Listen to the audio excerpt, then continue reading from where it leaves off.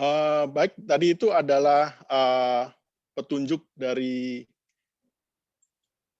Zoom online PDKK kita kali ini. Mudah-mudahan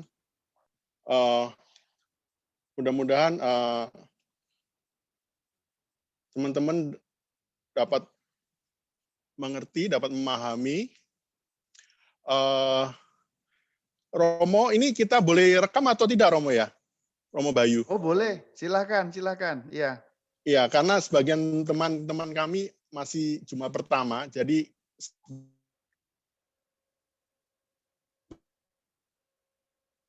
bagian belum bisa bergabung. Baik. Setelah udah direkam. Baik teman-teman, selamat datang. Saya ucapkan kepada teman-teman yang dari Indonesia maupun yang dari Sydney ataupun dari negara-negara yang lain. Sungguh senang sekali bisa berjumpa dengan teman-teman walaupun lewat online. Hari ini, karena belas kasih Tuhan, karena rahmat yang daripadanya, kita mendapatkan narasumber yang luar biasa, yaitu Romo Bayu, yang nama lengkapnya adalah Romo R.D. Yohanes Istimur Bayu Aji, yang akrab dipanggil dengan nama Romo atau Rama Bayu. Beliau adalah seorang imam presbiter Kuskupan Bandung, saat ini bertugas sebagai pastor paroki di Santo Mikael Indramayu, Jawa Barat, terkenal dengan katekese singkatnya yang sangat mendalam, tapi mudah dimengerti oleh umat awam. Beliau mengelola kanal YouTube Katkit yang merupakan kepanjangan dari katekese sedikit yang jumlah subscribernya sudah mencapai hampir 50.000. Romo Bayu juga mendalami pengajaran tentang eksorsisme atau pengusiran roh-roh jahat. Selain itu, beliau juga terkenal dalam menjabarkan pengajaran-pengajaran resmi Gereja Katolik tentang dunia roh, alam gaib, dunia kematian, dan lain sebagainya. Jadi Romo Bayu ini sudah sangat terkenal. Jadi kita hari ini akan belajar banyak dari Romo mengenai peran Roh Kudus dalam kisah para rasul. Baik, sebelum kita memulai acara kita akan buka dengan tanda kemenangan Kristus, demi nama Bapa dan Putra dan Roh Kudus. Amin. Selamat malam, Bapa Surgawi yang penuh kasih. Puji dan syukur kami panjatkan kepadamu, karena kami anak-anak-Mu boleh kumpulkan di tempat ini, walaupun secara online. Kami boleh bersatu hati di dalam nama-Mu. Tolong Tuhan berkati setiap kami yang hadir, maupun nanti buat teman-teman kami yang akan menonton atau melihat rekamannya, biar kiranya kasih dan cinta-Mu boleh mengalir memenuhi setiap kami. Berkati acara kami ini dari awal, pertengahan, hingga akhirnya nanti, sehingga sungguh-sungguh Allah Roh Kudus yang sudah ada di dalam hati kami, boleh semakin bekerja, boleh semakin aktif, boleh semakin menghasilkan rahmat buat setiap kami dalam pelayanan kami, dalam kehidupan kami, dan dalam pekerjaan kami. Kami percaya bahwa 2 atau 3 orang berkumpul dalam nama-Mu, maka Engkau hadir di tengah-tengah kami. Biarlah saat ini Engkau hadir dan boleh menjamah dan boleh mengubahkan setiap kehidupan kami. Semua doa ini, ya Bapa, kami panjatkan kepadamu dengan perantaraan Tuhan kami Yesus Kristus, yang bersama Diko dan Roh Kudus, kami sembah dan kami muliakan, kini dan sepanjang segala masa. Amin. Demi nama Bapa dan Putra dan Roh Kudus. Amin. Saya persilakan tim pujian untuk boleh memulai.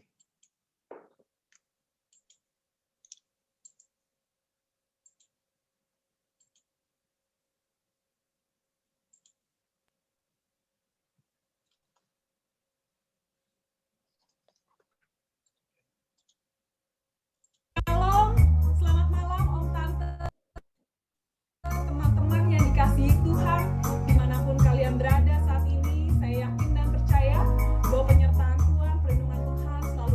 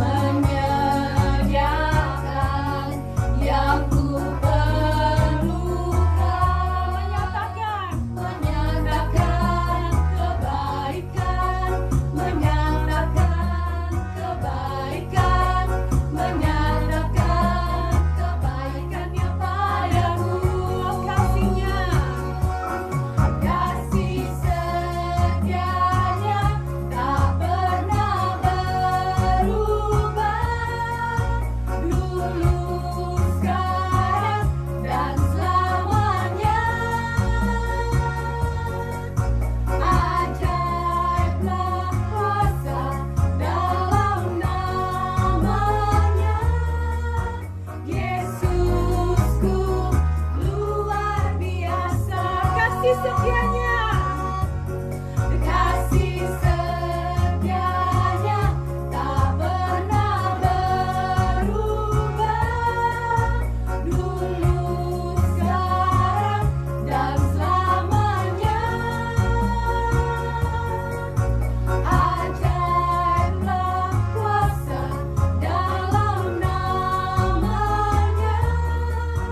Yesusku luar biasa, Yesusku.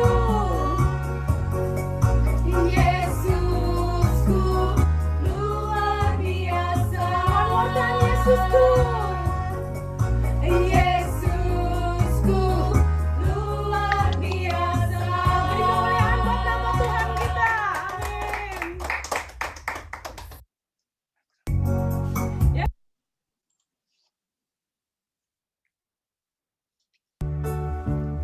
Teman-teman yang terkasih, saat ini kita mau menyiapkan hati kita.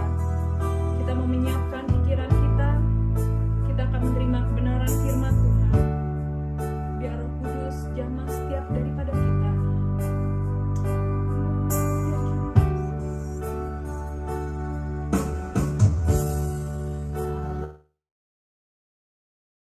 Penuhi kami, ku rindu Kau selalu dalam hidup.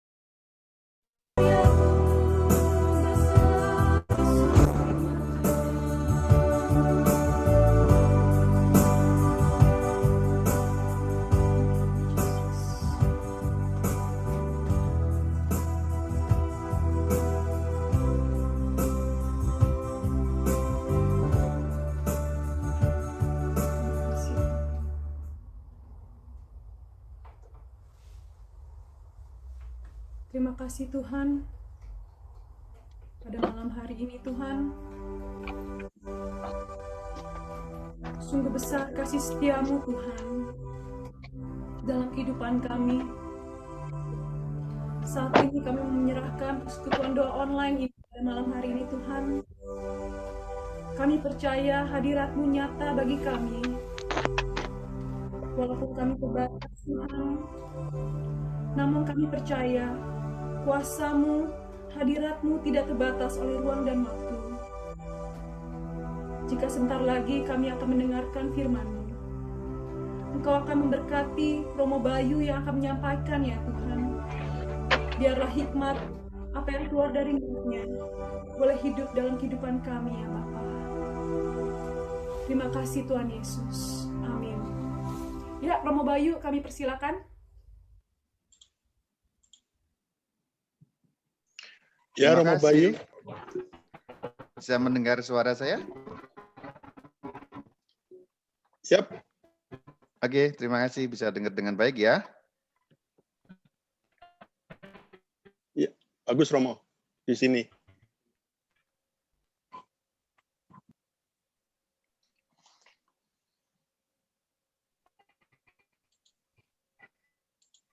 Apakah sudah full screen?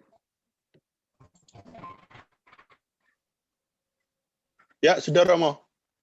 Terima kasih. Semuanya Shalom Alaikum.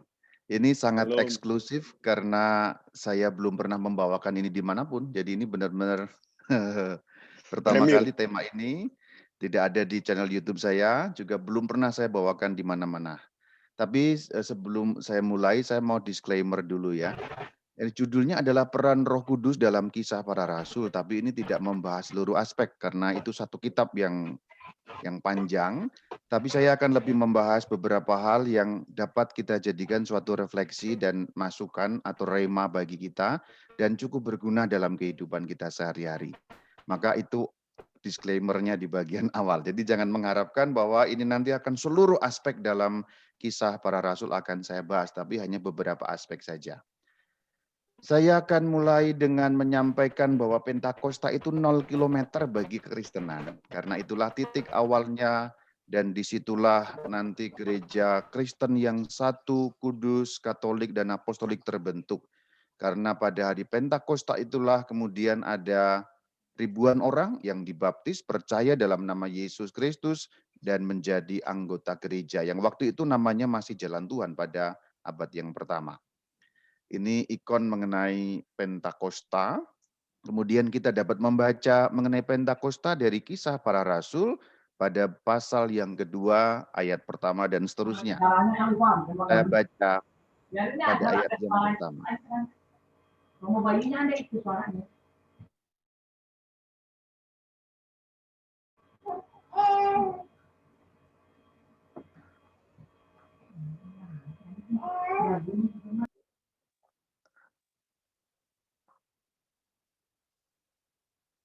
Apakah bisa dibantu supaya mute all, supaya tidak terjadi tumpang tindih suara?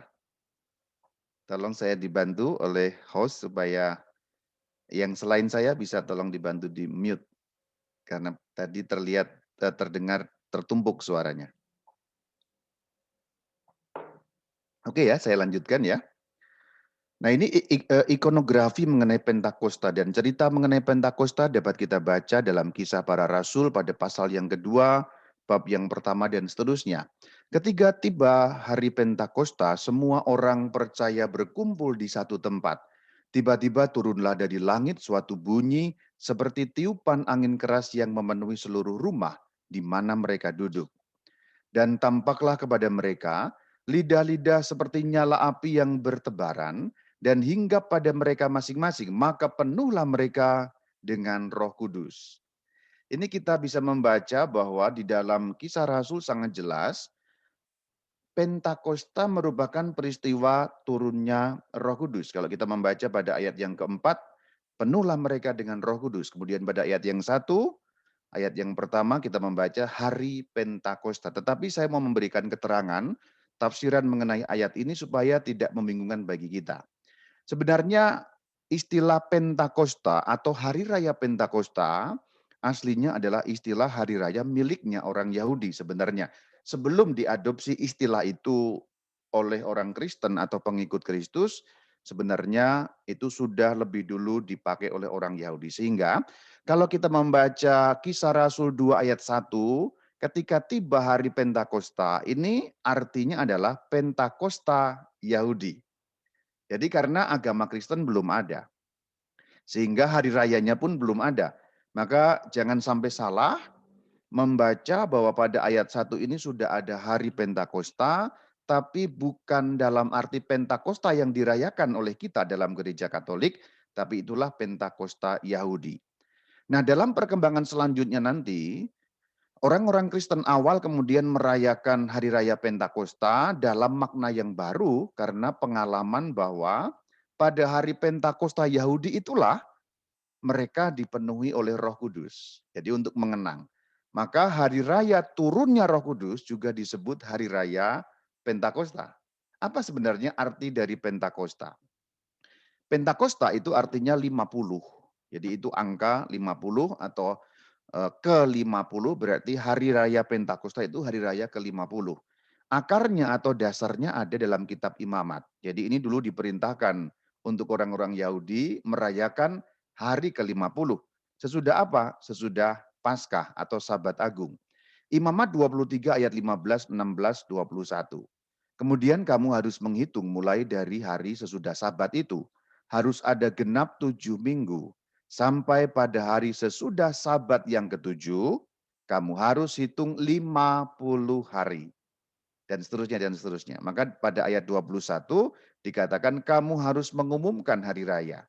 Jadi sebenarnya kata Pentakosta itu bisa diterjemahkan juga ketika tiba hari raya ke-50 atau dalam bahasa Ibrani namanya Shavuot. Kalau orang orang Israel menyebutnya Shavuot, diterjemahkan ke dalam bahasa Yunani menjadi Pentakosta. Jadi Pentakosta itu sebenarnya terjemahan dari Shavuot, kemudian diyunanikan menjadi Pentakosta, secara harafiah berarti hari yang ke-50. Tuhan Yesus itu menampakkan diri selama 40 hari. Dasar ayatnya ada di Kisah Rasul 1 ayat yang ketiga. Selama 40 hari, Yesus berulang-ulang menampakkan diri dan berbicara kepada mereka tentang kerajaan Allah.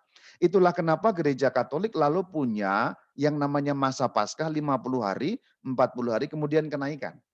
Nanti pada hari Kamis depan kan kita sudah merayakan hari raya kenaikan Tuhan. Jadi sebenarnya inilah dasar-dasar Alkitabiahnya. Kisah Rasul 3 mengenai 40 hari penampakan Sang Kristus yang berulang-ulang. Kemudian Imamat 23 mengenai hari yang ke-50 yang disebut sebagai hari Pentakosta. Sedikit menyimpang tapi sebagai pengetahuan juga. Kalau kita melihat ayat-ayat tadi, kemudian gereja Katolik merumuskan dalam rumusan perayaan. Maka kalau kita merayakan hari raya Paskah, ada Paskah pertama, kedua, ketiga, keempat, kelima, keenam, sampai ketujuh. Paskah yang ke-8 itu Pentakosta persis itu 50. Kalau yang penasaran ingin menghitung, saya sudah membuatkan tabelnya, silakan dilihat di situ. Jadi kalau Minggu Paskah itu pertama, Seninnya, Selasanya 2, 3, 4, seterusnya, itu Pentakosta itu hari ke-50, hari kenaikan itu hari yang ke-40. Jadi inilah dasar dari liturgi kita gereja Katolik yang sangat alkitabiah. Jadi semua ada landasannya, 40 hari kemudian naik ke surga. Setelah itu ada jeda waktu 9 hari. Itulah kenapa kemudian gereja Katolik punya yang namanya novena. Awal mulanya adalah novena Roh Kudus atau novena Pentakosta. Tapi kemudian berkembang menjadi macam-macam doa novena yang sekarang kita kenal. Tapi akarnya adalah doa memohon Roh Kudus, doa 9 hari. Dalam tabel Anda bisa lihat yang warna biru itu karena jeda waktu atau jarak waktu antara hari kenaikan dengan hari Pentakosta itu 9 hari. Maka kita mengenal kata novena yang akarnya dari kata novem dalam bahasa Latin artinya 9. Jadi doa novena itu harafiah berarti doa sembilanan. Doa 9 itu arti harafiah dari doa novena. Plus 1 karena apa? Hari Pentakostanya itu sendiri yang 1. Jadi 40 hari sampai kenaikan, 9 hari novena, 1 hari raya, dijumlahkan persis 50 hari. Itulah hari raya dalam gereja Katolik yang disebut masa Paskah. Ini sedikit menyimpang tapi untuk pengetahuan saja. Setelah turunnya Roh Kudus, ada satu perubahan dari takut menjadi berani. Maka hal yang pertama saya bahas setelah membahas mengenai Pentakosta tadi adalah jangan takut. Kita akan lihat bagaimana keadaan sebelum Pentakosta. Inilah keadaan sebelum Pentakosta. Rasul Yohanes menceritakan dalam Injilnya, yaitu dalam Injil Yohanes pada pasal yang ke-20 ayat yang ke-19. Ketika hari sudah malam pada hari pertama minggu itu berkumpullah murid-murid Yesus di suatu tempat dengan pintu-pintu yang terkunci. Lihat keterangan selanjutnya, karena mereka takut. Jadi karena mereka takut kepada orang-orang Yahudi. Dan seterusnya.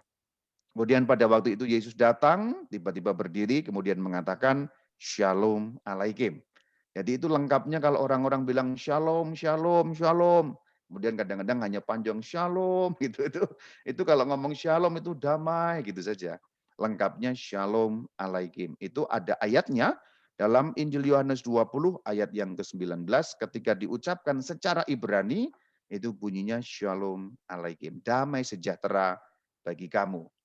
Jadi mereka takut pada saat sebelum Pentakosta. Setelah mendapatkan penampakan pun masih belum terlalu berani juga. Mereka kembali ke ruang atas, mereka masih memerlukan kuasa Tuhan yang turun dalam bentuk kuasa Roh Kudus, kemudian terjadi perubahan setelah Pentakosta. Seperti apa? Inilah keadaan setelah Pentakosta. Kisah Rasul 2 ayat 14. Maka bangkitlah Petrus berdiri dengan ke-11 Rasul itu.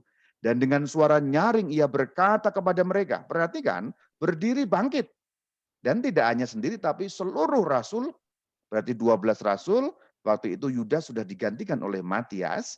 Bahkan dikatakan dalam ayat ini, Rasul Petrus berbicara dengan suara lantang, suara nyaring. Hai kamu orang-orang Yahudi, dan kamu semua yang tinggal di Yerusalem, ketahuilah, camkanlah perkataanku ini. Kira-kira seperti itulah ya.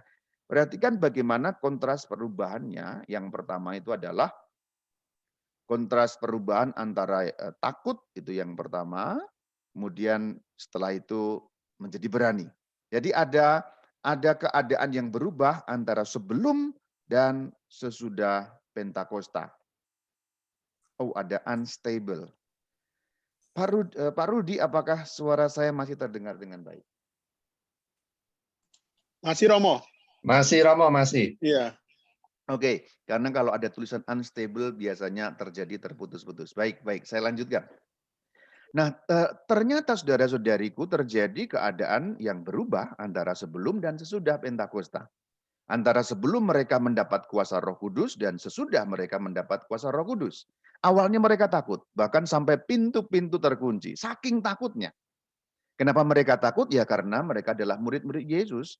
Bahasa sekarangnya, bahasa gampangnya mereka menjadi orang-orang yang diburu juga. Ikut dipersalahkan bersama dengan gurunya. Gurunya ditangkap, kalau bisa nanti muridnya juga ditangkap, ikut dihukum. Maka mereka takut. Tetapi justru sesudah peristiwa Pentakosta mereka terima Roh Kudus, mereka tidak lagi menyembunyikan diri.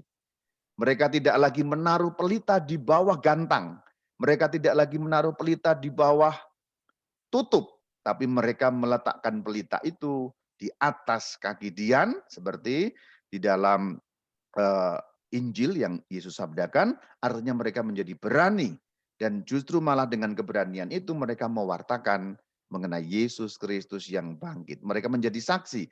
Seperti firman Kristus yang mengatakan, kamu akan menjadi saksiku di Yerusalem, Yudea, Samaria, sampai ke ujung bumi. Itu peristiwa berubahnya sebelum dan sesudah Pentakosta. Jadi kata kunci pertama untuk memahami karya Roh Kudus atau peran Roh Kudus adalah peran yang selalu seperti mengatakan terus-menerus, jangan takut, jangan takut, jangan takut.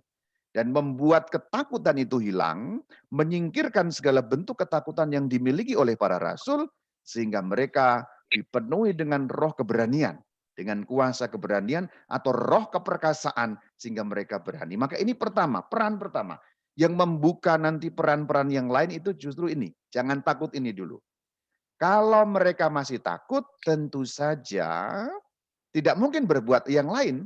Maka jangan takut ini, membongkar ketakutan ini menjadi kunci pertama untuk apapun yang nanti akan terjadi dan akan dilakukan oleh para rasul pada waktu-waktu setelah ini. Jadi ini seperti mendobrak pintu, membuka pintu.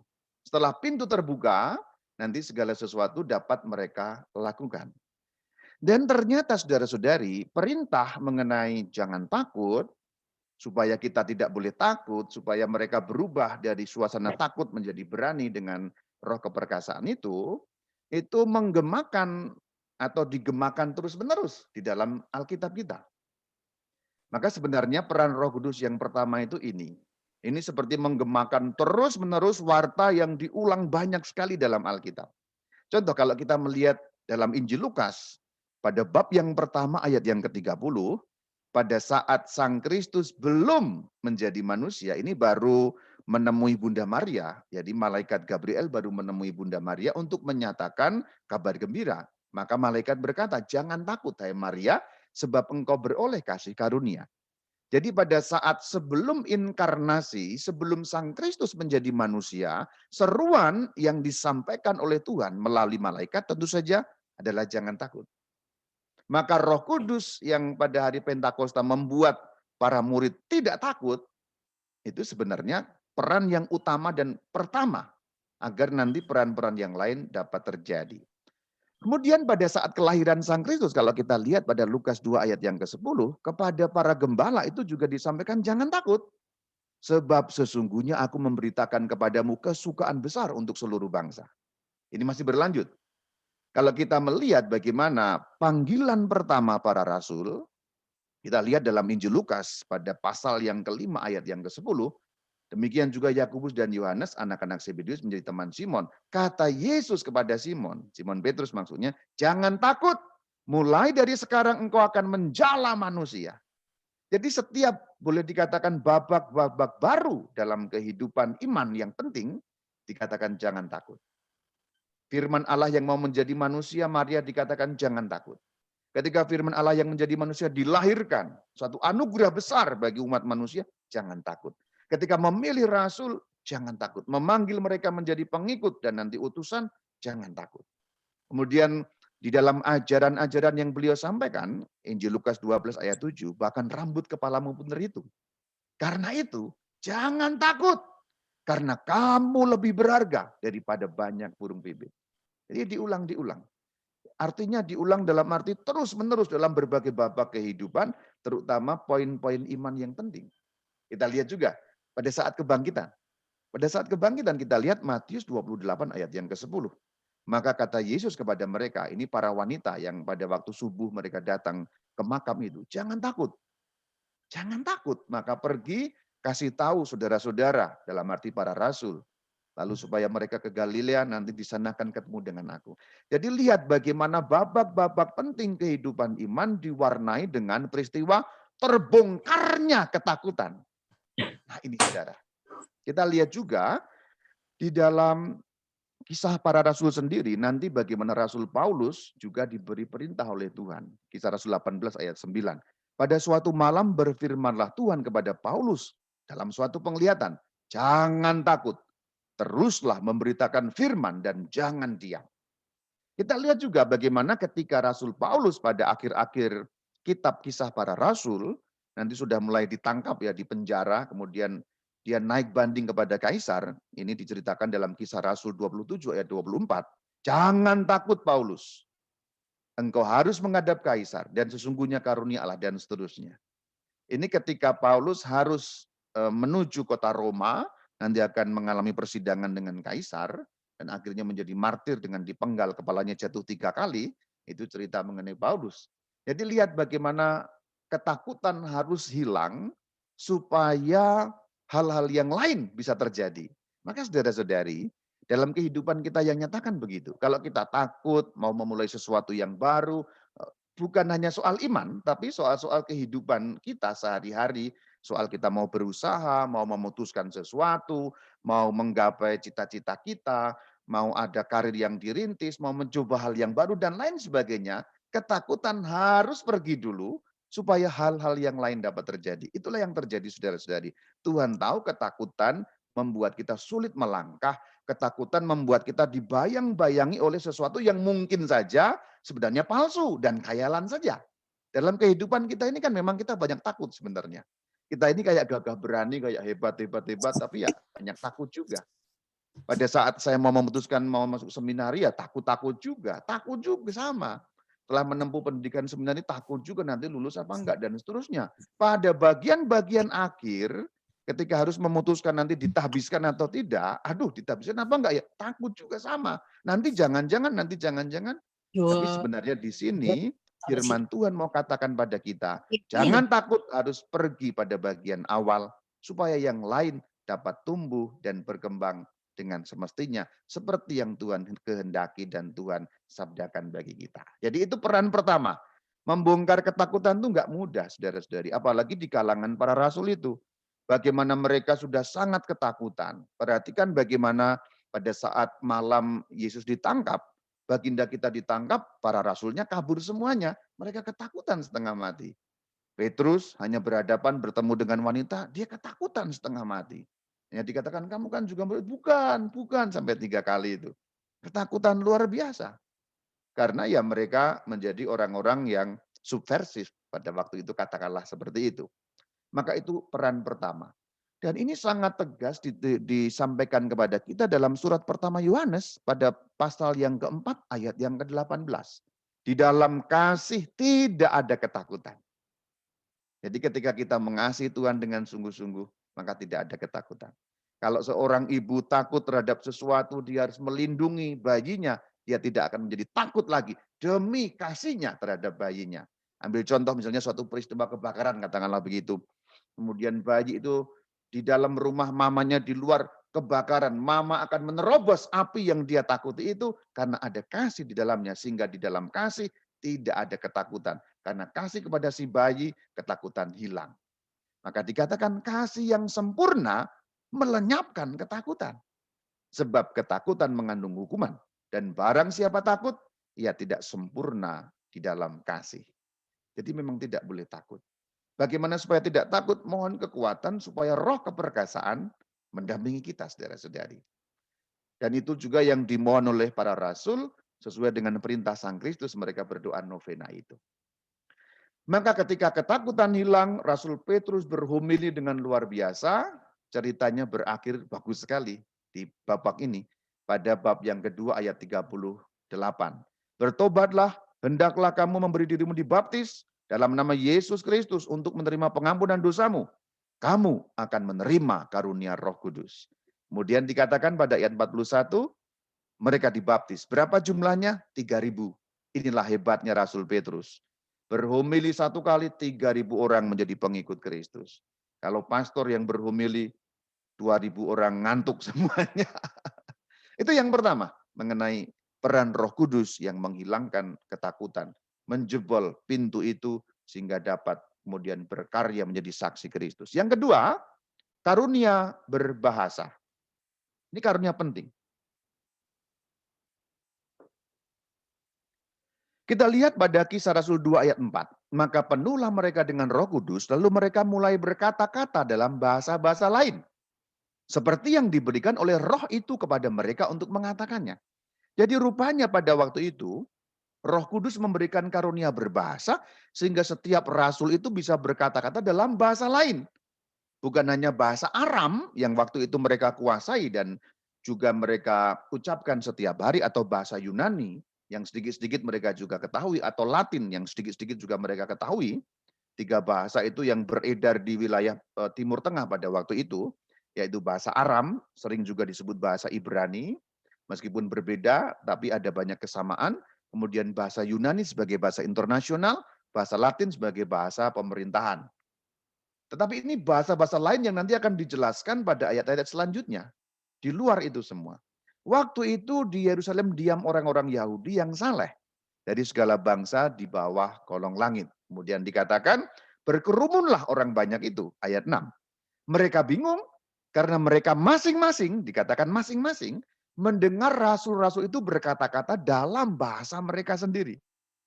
Jadi rupanya mereka mendengar para rasul bicara dalam bahasa mereka sendiri. Bahasa apa? Itu disampaikan pada ayat yang ke-9. Kita orang Parsia, berarti ada bahasa Parsia, Media, Elam, Mesopotamia, Irak sekarang, Yudea dan Kapadokia, Pontus dan Asia, Frigia dan Pamfilia, Mesir, bahasa Koptik, Libya yang berdekatan dengan Kirene, Roma, baik orang Yahudi maupun penganut agama, orang Kreta, Pulau Krit ya, Kreta, dan orang Arab. Jadi rupanya pada saat hari Pentakosta, para rasul berbicara dalam berbagai bahasa yang disebutkan di dalam ayat 9, 10, dan 11 ini. Termasuk bahasa Arab berarti. Lihat ayat 11. Di dalam ayat 11 kita lihat bahwa ada orang Arab. Berarti para rasul juga mengucapkan bahasa yang didengar oleh orang Arab sebagai bahasa Arab. Ini karunia berbahasa. Sehingga rusaknya bahasa yang diceritakan pada saat kejadian dengan cerita Menara Babel itu, bahasanya berbeda lalu mereka terserak, tapi ini bahasa berbeda lalu berkumpul. Nah ini sebenarnya. Ini bagus sekali kalau kita kemudian memandang ke perjanjian lama, Menara Babel dibangun, kemudian bahasanya berbeda, terserak ke seluruh dunia. Tapi Pentakosta mengembalikan yang terserak itu menjadi satu, meskipun berasal dari berbagai bangsa dan bahasa yang berbeda. Jadi ini karunia berbahasa. Itu persis seperti yang sudah dinubuatkan oleh Sang Kristus atau disampaikan dalam pengajaran beliau pada Markus 16 ayat 17. Tanda-tanda ini akan menyertai orang-orang yang percaya. Mereka akan mengusir setan-setan demi namaku. Kalimat terakhir, mereka akan berbicara dalam bahasa-bahasa yang baru bagi mereka. Dan sesungguhnya ini tidak hanya terjadi di sini saja. Nanti pada saat para rasul pergi ke berbagai penjuru dunia, mereka akan berbicara dalam bahasa-bahasa yang baru sama sekali. Contoh, Rasul Petrus pasti tahu bahasa Latin tapi pasti tidak menguasai dengan sangat baik. Karena itu bahasa pemerintahan yang mungkin dia tidak pernah pakai juga. Bahasa hukum. Dia lebih banyak menggunakan bahasa Aram atau Ibrani. Tapi Rasul Petrus harus sampai ke Roma yang tidak lain tidak bukan ibu kotanya orang Romawi yang berbahasa Latin. Maka harus bicara bahasa Latin. Sebelumnya beliau ke Antioquia yang bahasanya bahasa Syria. Maka dia juga harus menguasai bahasa itu. Rasul Thomas bahkan sampai ke India. Aja. Maka dia juga harus bicara bahasa di sana. Malayalam atau apapun yang ada di sana. Pakai bahasa-bahasa itu. Jadi artinya nubuat ini terpenuhi pada hari Pentakosta dan tidak terbatas hanya pada itu. Jadi jangan menganggap bahwa ini hanya kemudian satu kali itu. Oh tidak. Ketika mereka menyebar ke berbagai penjuru, bahkan sampai ke Mesopotamia, misalnya Tadius, itu dia sampai ke Mesopotamia pasti juga bicara dalam bahasa itu. Sampai Persia bicara bahasa Persia. Kita lihat juga bagaimana karunia berbahasa itu juga tidak hanya soal bahasanya sendiri, bahasa asing, bukan hanya itu, tetapi kemampuan berbahasa. Kemampuan kalau bahasa sekarang berpidato, berorasi. Perhatikan kalau kita melihat cerita dalam Kisah Rasul 2 ayat 14, ini hanya saya kutip bagian awal, itu khotbahnya panjang lebar Rasul Petrus. Maka bangkitlah Petrus berkata, hai kamu dan seterusnya, itu khotbahnya panjang lebar. Bagaimana Anda dapat membayangkan seorang nelayan yang simpel dan sederhana tiba-tiba bisa menjadi seorang orator ulung yang mampu meyakinkan 3.000 orang. Kalau bukan karena kuasa Roh Kudus. Bukan hanya soal bahasa asing tadi, tetapi soal bahasa dalam arti karunia berbahasa itu karunia menyampaikan firman Allah itu, menyampaikan kesaksian mengenai Sang Kristus dalam bentuk-bentuk yang meyakinkan, yang mengundang orang, yang orang senang mendengarkan, seni berbicara, itu namanya kan orasi. Menjadi seorang orator ulung. Ini karunia. Karunia. Bagaimana Anda membayangkan coba belajarnya di mana? Untuk seorang nelayan itu tidak diperlukan belajar orasi. Kalau Rasul Paulus kita tidak heran. Karena Rasul Paulus terdidik dalam, boleh dikatakan akademis lah. Tapi Rasul Petrus, bagaimana itu Anda membayangkan? Dan itu bukan sekali. Kalau kita lihat Kisah Rasul 3 ayat 12. Lagi setelah Rasul Petrus melihat orang banyak, dia berkata, hai orang Israel, mengapa kamu? Kemudian dia berhomili, berkhotbah panjang lebar juga. Ini karunia. Berbahasa, menyampaikan, mengartikulasikan apa yang ada dalam batinnya sebagai sebuah bentuk kesaksian kepada orang banyak mengenai Sang Kristus. Nah ini saudara-saudari. Untuk kita relevansinya apa? Ini kan sebenarnya bisa kita tarik relevansi yang sangat simpel begini. Ini orang mengerti dalam bahasanya, berarti harus sesuai dengan konteks setempat. Berarti harus sesuai dengan eh, keadaan setempat yang dikenal oleh mereka. Ini bukan berarti soal kemampuan berbahasa asing saja, tidak. Tapi bagaimana kita mampu menyesuaikan diri, omongan dengan orang pegunungan, ya pasti dengan pegunungan, perkotaan, dengan situasi anak muda, situasi lain lagi. Nah ini sebenarnya rasul-rasul berbicara dalam bahasa mereka sendiri berarti cocok, bisa nyambung, bisa dimengerti. Nah sebenarnya untuk kita kan konteksnya dalam pewartaan kita menjadi saksi Kristus, kita juga perlu bisa dimengerti oleh siapa yang kita ajak bicara. Itu kan sebenarnya penerapan yang paling simpel kan itu. Bukan hanya soal belajar bahasa asing dan seterusnya, tapi itu yang paling simpel. Ketika bicara dengan anak muda, bagaimana bicara bahasa-bahasa anak muda yang khas itu, yang akan dimengerti oleh anak-anak muda. Anak-anak kecil, beda lagi, dan seterusnya, dan seterusnya. Ini kan sebenarnya begitu. Bahasa-bahasa baru bagi mereka, bukan selalu dalam arti bahasa asing yang sebelumnya kita tidak tahu, tapi mungkin bisa bahasa yang kita kuasai, bahasa Inggris kalau di Sydney ya, bahasa Indonesia kalau di Indonesia sini, tapi bagaimana mengartikulasikannya sehingga orang paham, orang mengertikan seperti itu. Atau juga dalam bahasa yang dimengerti orang adalah bahasa tindakan tentu saja. Bukan hanya selalu dalam arti bahasa verbal, tapi juga bahasa tindakan, bahasa perbuatan. Itu orang yang paling bisa menangkapkan bahasa itu. Kita lihat juga bagaimana Rasul Petrus menjawab dengan penuh keyakinan karena penuh dengan Roh Kudus. Perhatikan Kisah Rasul 4 ayat yang ke-8.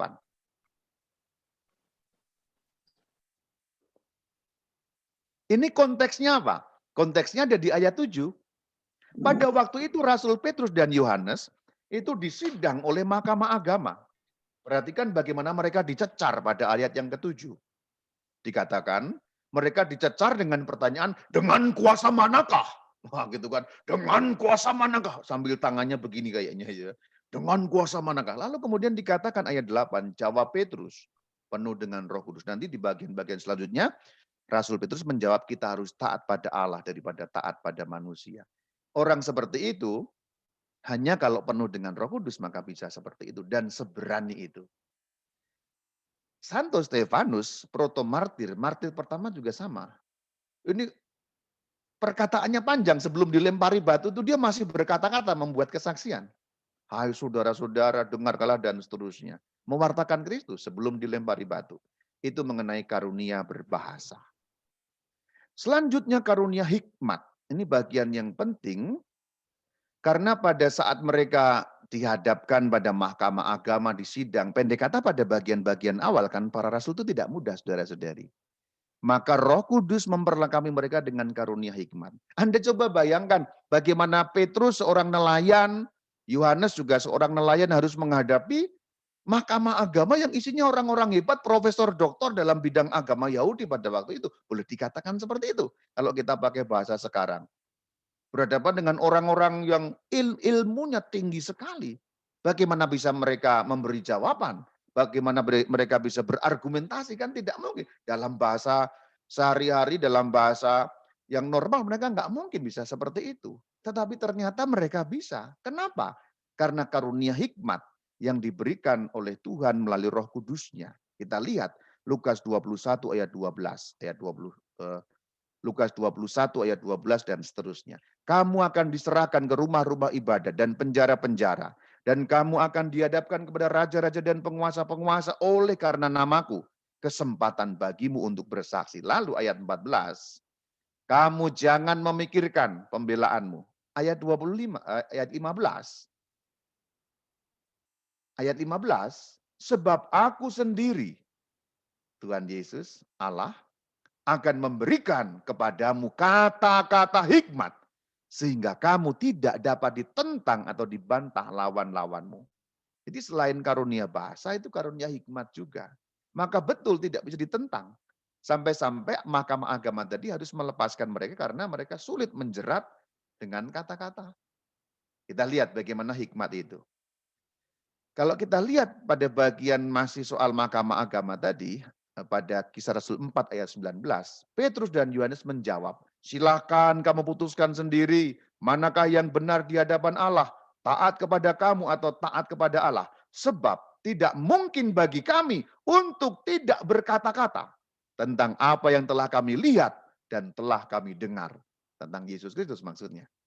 Coba perhatikan, sampai bagian terakhir mereka berargumen dengan orang-orang di mahkamah agama itu dan dilepaskan akhirnya. Soal hikmat ini juga tidak hanya soal berargumen ya, tapi soal memutuskan perkara, mencari solusi. Itu terjadi pada saat harus diangkat atau dipilih diakon-diakon pertama, yang namanya 7 diakon pertama. Nikanor, Prokorus, Timon, Filipus, Parmenas, Stefanus, dan Nikolaus itu. Ini gambarnya ya. Kita lihat bagaimana latar belakangnya. Pada saat itu ada kekacauan, boleh dikatakan begitu. Sehingga orang-orang Yahudi berbahasa Yunani merasa tidak adil pembagian pelayanan kasih kepada mereka. Jadi dikatakan pada Kisah Rasul 6 ayat 1 ya. Timbullah sungut-sungut. Kenapa? Pembagian kepada janda-janda mereka diabaikan. Jadi janda pada saat itu miskin ya kalau pada zaman kuno. Kalau sekarang ada juga janda kaya. Kalau zaman kuno selalu miskin karena janda tergantung pada orang lain. Sehingga dikatakan mereka bersungut-sungut, yang ngomel lah, terabaikan pelayanannya. Maka kemudian rasul-rasul mengumpulkan murid untuk berkumpul. Lalu dikatakan, karena itu saudara-saudara, pilihlah 7 orang di antara kamu terkenal baik yang penuh roh dan hikmat. Nah itu. Kami akan mengangkat mereka untuk tugas itu. Sebenarnya pengangkatan diakon ini murni kebijaksanaan atau hikmat para rasul sendiri. Yesus, baginda kita, tidak menyuruh mengangkat diakon. Tapi ini murni para rasul yang berinisiatif karena naungan roh hikmat Tuhan. Karena situasi yang membutuhkan solusi tertentu pada saat itu. Ini diakon-diakon pertama. Pada zaman Tuhan Yesus tidak ada diakon tentu saja. Yang ada hanya rasul tentu saja seperti itu. Tapi mereka bisa menemukan solusi yang tepat atas persoalan itu. Kemudian dikatakan dipilih 7 orang yang itu sudah saya katakan. Stefanus itu yang disebut pertama pada ayat yang kelima, Filipus dan seterusnya kita bisa melihat itu. Ayat yang ke-6 kemudian mereka ditahbiskan. Jadi ini sebenarnya hanya mungkin kalau para rasul memiliki roh hikmat, karunia hikmat dari Roh Kudus. Sehingga ketika ada persoalan, mereka bisa dengan tepat, kemudian tidak ada yang dirugikan, dan sungguh-sungguh persis pada pokok persoalannya mereka menemukan solusi untuk itu. Ini roh hikmat. Dan ini bagian yang sangat penting untuk hidup kita. Kita ini jarang sekali memohon roh hikmat rupanya. Umumnya orang hanya memohon langsung pada ujung dan tujuannya. Tapi orang jarang meminta roh hikmat kepada Tuhan kita supaya diterangi, supaya dibersihkan pikirannya sehingga clear ketika memikirkan sesuatu, memutuskan sesuatu. Kan orang hanya umumnya berdoa, ya maafkan kalau saya salah, tapi yang sering-sering saya dengar hanya begitu. Tuhan mohon supaya saya dapat pekerjaan itu. Kenapa tidak mohon? Tuhan beri saya hikmat, apakah pekerjaan itu cocok untuk saya atau tidak? Misalnya. Itu alternatif berdoa yang lain kan? Kenapa begitu? Karena yang kita inginkan belum tentu merupakan satu keputusan yang terbaik untuk kita. Yang kita inginkan belum tentu pilihan terbaik untuk kita kan. Kita ini kan ingin berbagai macam sesuatu. Kita ini ingin saja. Tapi apa yang terbaik, solusi yang paling tepat belum tentu. Maka disitulah sebenarnya dalam kehidupan sehari-hari roh hikmat itu penting sekali. Saya setiap hari memohon roh hikmat. Dan saya menganjurkan Anda setiap hari memohon roh hikmat. Untuk memutuskan perkara, untuk menimbang perkara. Apalagi terutama kalau perkara-perkara besar. Jadi mintalah hikmatnya, jangan minta ujungnya gitu loh. Tuhan buatlah supaya dia bisa menjadi pacar saya gitu. Kenapa enggak minta? Tuhan saya minta apakah dia cocok untuk hidup saya sebagai pendamping saya. Beri saya hikmat. Nah itu kan alternatif lain untuk kita berdoa saudara-saudari. Kenapa? Karena dalam kehidupan sehari-hari kita tidak selalu Tuhan memberikan petunjuk yang jelas. Contohnya tadi ini, dalam Alkitab sekalipun ada contohnya. pada saat ada sungut-sungut di antara jemaat, tidak ada firman atau tidak ada petunjuk dari Roh Kudus, para murid harus apa? Ini dari hikmat mereka. Tentu diterangi oleh Roh Kudus pasti betul. Tapi ini bagaimana kebijaksanaan para rasul memecahkan perkara ini. Dalam kisah para rasul, kadang Roh Kudus bekerja dengan kuat, eksplisit, kamu ke sana, kamu ke sini. Kadang-kadang tidak. Dan seperti itulah dalam hidup kita. Kadang-kadang suatu tanda dari Tuhan begitu jelas, kadang-kadang tidak jelas, bahkan samar. Maka perlu roh hikmat dalam kehidupan kita. Jadi jangan dikira peran Roh Kudus itu selalu jelas terus dalam kisah para rasul. Tidak loh. Ini contohnya. Tapi nanti juga ada yang jelas sekali. Contohnya yang jelas sekali adalah bagian ini. Ini sangat jelas. Kita lihat bagaimana cerita mengenai Filipus. Filipus yang diceritakan dalam Kisah Rasul 8 ayat 27 dan seterusnya. Ini Filipus yang diakon ya, ini bukan Filipus Rasul. Tapi Filipus yang tadinya diceritakan dalam bab 6 ayat 5 tadi itu. Salah seorang dari diakon yang terpilih. Kemudian sekarang diceritakan dalam Kisah Rasul 8 ayat 27. Berangkatlah Filipus. Ada seorang Etiopia, seorang sida-sida, pegawai, pembesar dan kepala perbendaharaan Sri Kandake, Ratu Negeri Etiopia, pergi ke Yerusalem beribadah. Ayat 8. Sekarang orang itu perjalanan pulang, duduk di kereta membaca kitab Nabi Yesaya. Ayat 29 perhatikan, lalu kata roh kepada Filipus. Ini jelas. Tapi di dalam cerita yang awal tadi bab 6 tidak jelas, tidak ada. Lalu roh berkata kepada para rasul, tidak ada. Tapi murni hikmat mereka. Hikmat yang dimohonkan berpikir menemukan solusi. Tapi di bagian lain memang jelas. Di sini jelas pada ayat 29 bab yang ke-8. Roh berkata kepada Filipus. Pergi ke situ dekati kereta itu. Soalnya jelas. Lalu Filipus ke sana. Lalu terjadi dialog. Tuhan ngerti nggak yang Tuhan baca? Kagak bro katanya. Kalau baca sekarang gitu. Kagak ngerti bro. Bagaimana mungkin aku mengerti? Kalau tidak ada yang membimbing aku katanya. Lalu kemudian Filipus diminta untuk duduk di sampingnya lalu menjelaskan. Nah ini kuasa roh hikmat, karunia roh hikmat itu penting sekali karena kadang jelas kadang enggak. Dan dalam kehidupan kita, kita hampir selalu harus membuat keputusan bukan? Harus selalu membuat pilihan bukan? Itulah pentingnya roh hikmat. Roh hikmat itu kan menimbang perkara, memutuskan perkara.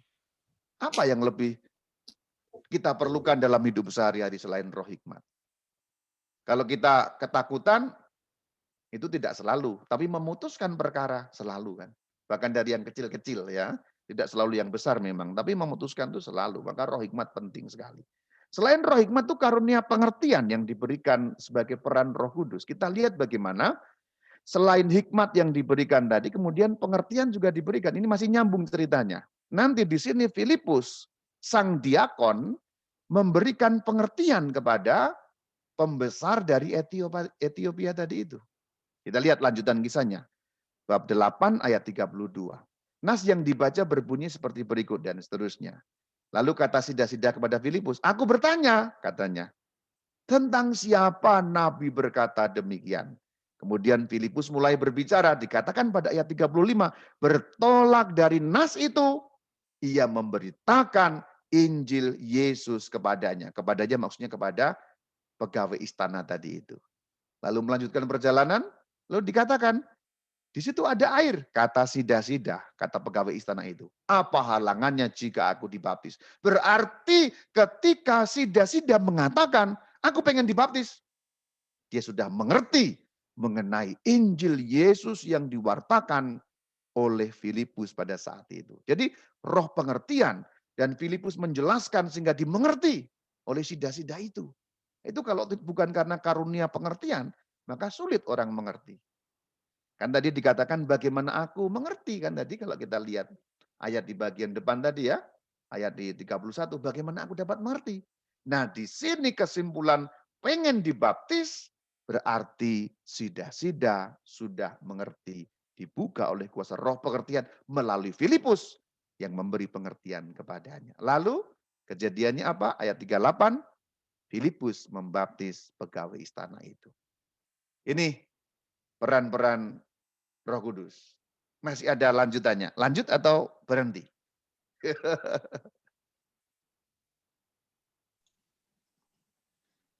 Lanjut aja Romo. Pak Rudi masih ada waktu untuk saya atau Iya, bagaimana? masih ada waktu Romo. Baik, Sampai terima kasih. 8.45 masih lama Romo. Baik, Tapi ada sekarang saya berarti jawab kalau memang perlu. oh baik. Lanjut Pak ya, terima kasih. Silakan Romo. Nah, selain roh hikmat, kuasa, hikmat, kemudian pengertian, bagian ini kita juga akan lihat bagaimana roh pengertian itu tidak hanya untuk orang lain, tapi untuk rasul sendiri. Tadi itu kan untuk sida-sida mengerti dia ya. Tapi di sini sebenarnya cerita mengenai Rasul Petrus. Ini gambar siapa sih sebenarnya? Bagian kiri itu Rasul Petrus, bagian kanan itu Cornelius.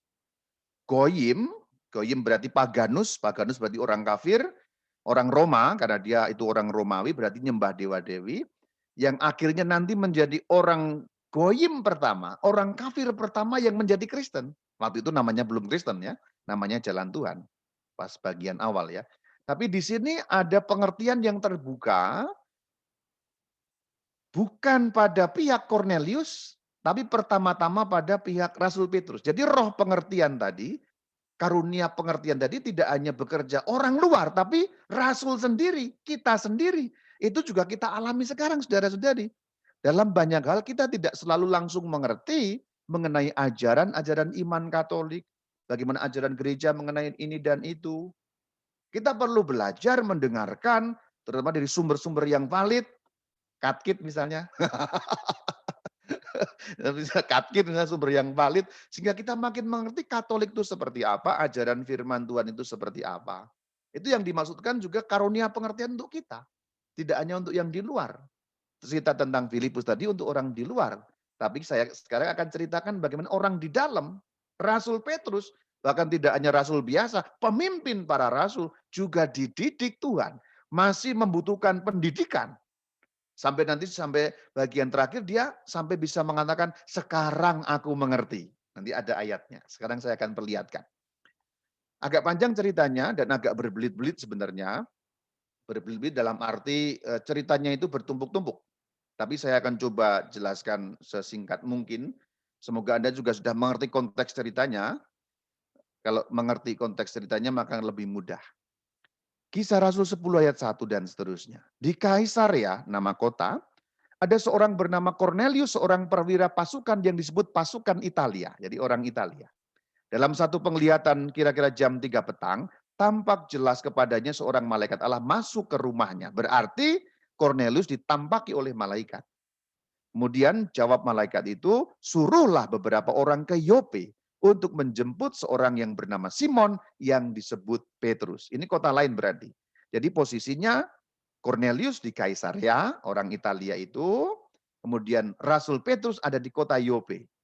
Lalu dikatakan oleh malaikat yang memberi penampakan kepada Cornelius, bahasa gampangnya, Cornelius, tolong suruh orang ke Yope, jemput orang bernama Simon alias Petrus. Itu ceritanya. Untuk Cornelius itu jelas sekali. Dia langsung mengerti dan melaksanakan itu. Ayat yang ke-7. Setelah malaikat yang berbicara kepadanya itu meninggalkan dia, dipanggilnya 2 orang hambanya beserta seorang prajurit yang saleh. Nah, langsung melaksanakan. Ia menyuruh mereka ke Yope dengan tujuan menjemput Petrus. Jadi untuk Cornelius langsung ada pengertian. Wah, langsung laksanakan. Tetapi nanti ada cerita di bagian selanjutnya, Petrus tidak langsung mengerti sesuatu yang diperlihatkan kepadanya. Ayat 9, kota Yope. Jadi ini di kota Yope sekarang. Kira-kira pukul 12 tengah hari, naiklah Petrus ke atas rumah untuk berdoa. Jadi berdoa siang. Kalau sekarang bahasa Latinnya itu hora media, itu doa siang, sholat siang. Itu masih ada sampai sekarang di gereja Katolik, namanya breviarium atau ofisi, sholatnya orang Katolik, itu sampai sekarang masih ada, itu dari zaman para rasul sudah ada. Ia merasa lapar dan ingin makan, tetapi sementara makanan disediakan, tiba-tiba rohnya diliputi kuasa ilahi. Tampak olehnya langit terbuka, dan turunlah suatu benda berbentuk kain lebar yang bergantung pada keempat sudutnya, yang diturunkan ke tanah. Di dalamnya terdapat pelbagai jenis binatang berkaki 4, binatang menjalar dan burung. Ini penglihatan. Jadi seperti kain, ya kain lebar, keempat sudutnya itu tergantung di langit, kemudian turun ada segala binatang. Kedengaranlah olehnya suatu suara yang berkata, bangunlah ya Petrus, sembelilah dan makanlah. Tetapi Petrus menjawab, "Tidak Tuhan, tidak, sebab aku belum pernah makan sesuatu yang haram dan tidak tahir." Berarti di antara segala binatang tadi ada jenis-jenis binatang tertentu yang dianggap haram oleh orang Yahudi. Kita harus ingat ini konteksnya. Rasul Petrus pada saat itu ya masih menjadi bagian atau merasa diri sebagai bagian dari agama Yahudi. Tentu dia merasa Yahudi melarang makanan haram, dia tidak makan, kan begitu. Jadi pada saat ini muncul konteksnya adalah orang-orang pengikut Kristus belum memisahkan diri secara total dengan orang-orang Yahudi. Itu konteksnya. Karena mereka semuanya Yahudi, masih merasa diri sebagai orang Yahudi, dan memang betul-betul semuanya Yahudi. Belum ada orang non-Yahudi yang menjadi penganut ajaran Yesus Kristus. 3.000 orang yang dibaptis pada hari Pentakosta tadi, semuanya Yahudi. Atau sekurang-kurangnya orang bangsa lain yang beragama Yahudi. Tetapi berarti mereka harus disunat dan melaksanakan hukum Musa termasuk tidak boleh makan haram. Itu konteksnya. Nah sekarang kita lihat ayat selanjutnya. Kedengaran pula untuk kedua kalinya suara berkata, apa yang dinyatakan halal oleh Allah tidak boleh engkau nyatakan haram. Terjadi 3 kali, setelah itu terangkat benda itu. Kemudian apa yang terjadi? Ayat 17 pada bab yang ke-10 ini menceritakan Petrus bertanya-tanya dalam hatinya. Dia belum langsung mengerti.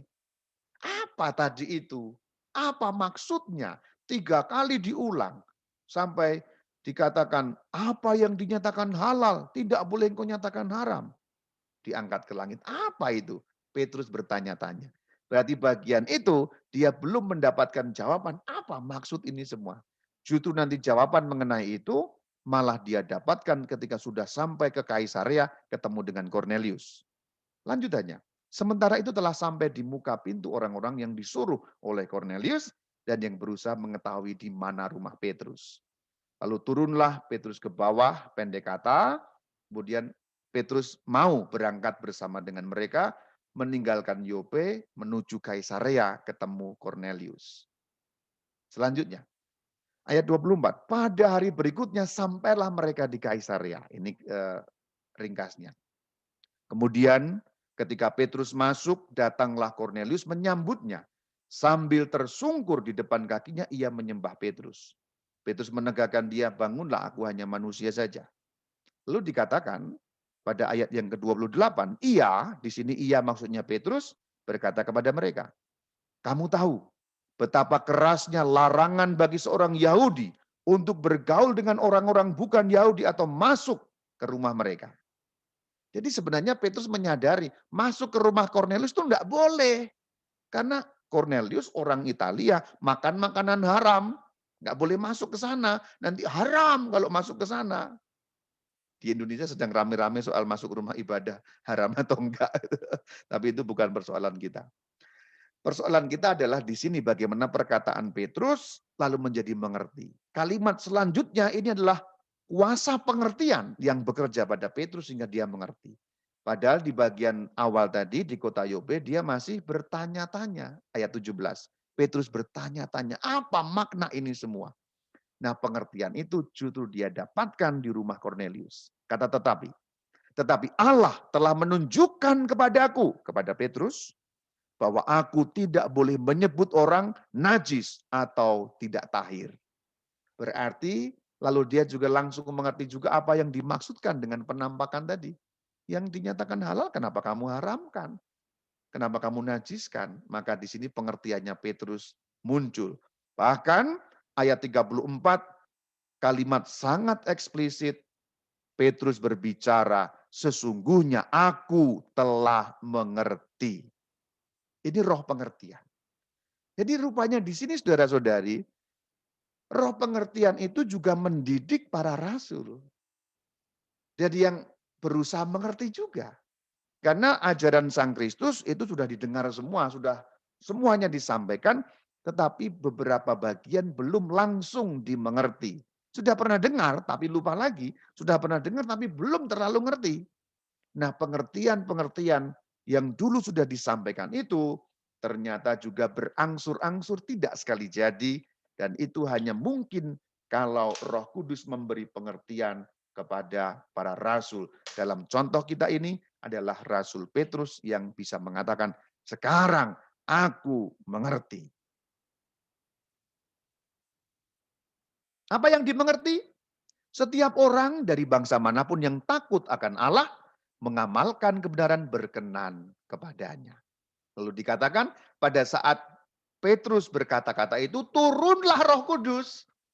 Setelah Petrus ngerti, kuasa roh pengertian bekerja padanya, Roh Kudus turun dan membaptis semua orang itu. Maka sampai dikatakan golongan bersunat tercengang-cengang.